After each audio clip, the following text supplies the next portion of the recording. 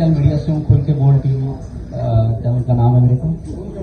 Sir मेरा सवाल ये है कि नवाज शरीफ की नाअहली और पनामा में आप सबसे आगे आगे थे, उसके बाद नवाज शरीफ साहब अब दोबारा वापस आए हैं, आप कहाँ पे स्टैंड कर रहे हैं?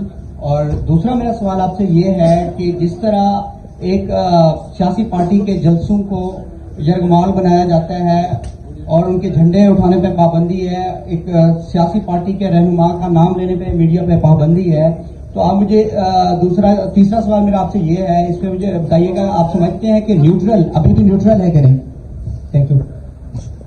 पनामा लीक, उसमें 436 अफराद थे। हम अदालत में गए थे कि इनका ऑडिट किया जाए, वेरिफिकेशन की जाए, समन किया जाए, सबको बुलाया जाए। और जब नवाज शरीफ साहब को सजा हुई उसके बाद भी हम गए और गुज़श्ता अरसे में फिर गए, और आज भी हमारा वो डिमांड उसी तरह है कि जो लोग इन्वॉल्व है पनामा लीक्स में, गैर कानूनी दौलत यहाँ इकट्ठा करके बाहर की कंपनियों में रखे हैं, हुकूमत का फर्ज है, नेब का फर्ज है, अदालत उज़्मा का फर्ज है कि उनका ऑडिट कर ले और कौम की दौलत जिन्होंने गैर कानूनी तरीके से ली है उनका एहतसाब कर ले, उनका मुआसबा कर ले।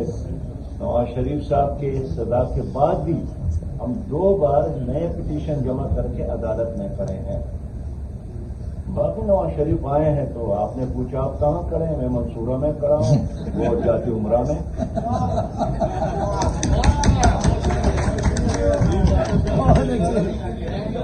अस्सलाम वालेकुम।